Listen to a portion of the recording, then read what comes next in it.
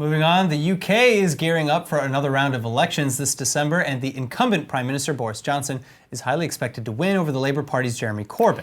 But it is a tight race, and the Jews of England are especially on edge ahead of the results, as a new poll shows that over half of the UK's Jewry is ready to leave if Corbyn wins. Well, joining us to discuss this is David Mencer, a UK-Israel political communications specialist and the former director of the Labour Friends of Israel. So my first question for you is, if a massive immigration is actually, a possibility. Look, I don't think we should be too dramatic about this. Let's not compare this to France, where the threat was more physical in France. And that's, when a school is attacked in France, then there leaves very little room for maneuver for Jewish families. They literally have to leave for their own safety. This is a more subtle threat, but it is still a threat nonetheless. I don't think that British Jewish people are keeping their suitcases by the door, but I do think that they're acutely aware this is a subject which is discussed at almost every Friday night table across the Jewish community in the UK.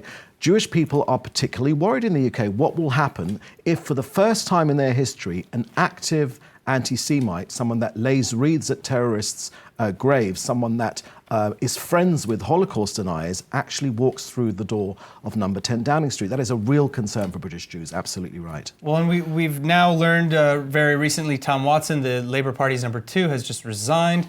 And he says that it was more personal than political, but of course we can't let go of the idea that it does have something to do with all the allegations of anti-Semitism, because he was very outspoken within the Labour Party. So what do you make of that? Look, I'm a political specialist, and when any politician says that they're resigning to spend more time with their family, you can be pretty sure that that's not the reason why they've actually resigned. Look, in the Labour Party, the revolution has happened. The far-left Marxist wing of the Labour Party has taken over almost every single section of the Labour Party, all of its levers and positions of power. And Tom Watson is just realising, maybe coming very, very late to the party, that finally, he was touted as a future leader, someone that would lead the party away from this Marxist, far-left, anti-Semitic slant that it's taken over the last 4 or 5 years. He's probably realised now that this is never, ever going to happen. He has lost that battle. And if you're still a moderate, I use that with inverted commas, if you're still a moderate in the Labour Party, then it's a very, very lonely place to be, because the revolution has happened. It's a far-left, communist, Marxist sympathising party. So who is the biggest support base for the Labour Party today, then, in the UK? Well, one of the surprises in this whole subject is Jeremy Corbyn himself has actually turned out to be a remarkable campaigner.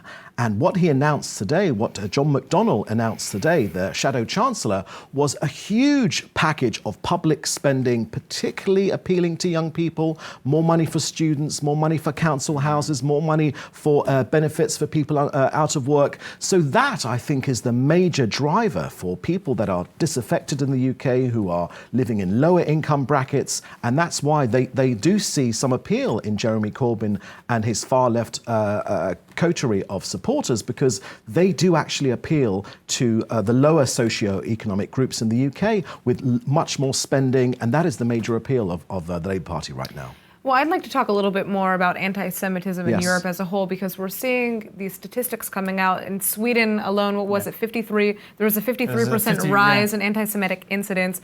And, the UK itself has also been seeing a rise in anti-Semitism. Can you talk to us a little bit about why that is the case, where it's coming from, and, what the Jewish response has been?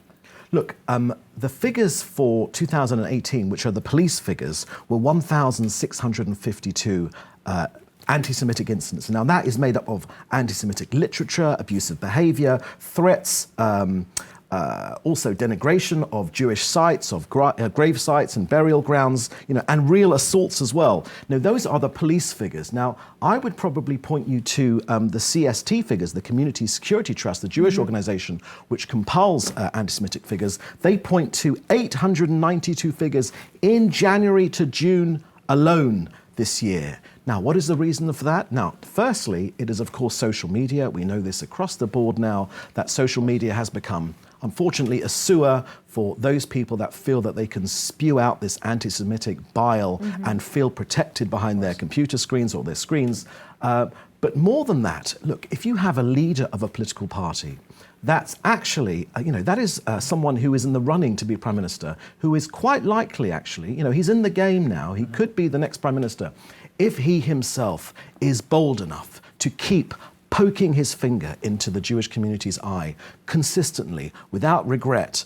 Don't forget this. The politicians are communication specialists. Right. They're not people that do can these impact by mistake. the people, certainly. So people who have these nasty views, unfortunately, feel a sense of it is comfortable. I can make these public pronouncements. I can say these terrible things. I can assault Jews now because, hey, we've got a leader of the Labour Party who says that's all right, who doesn't really make a consistent stand against anti-Semitism. Well, we're obviously going to have to wait and see what happens here, but thank you so much for joining us. You're welcome. Good to be here.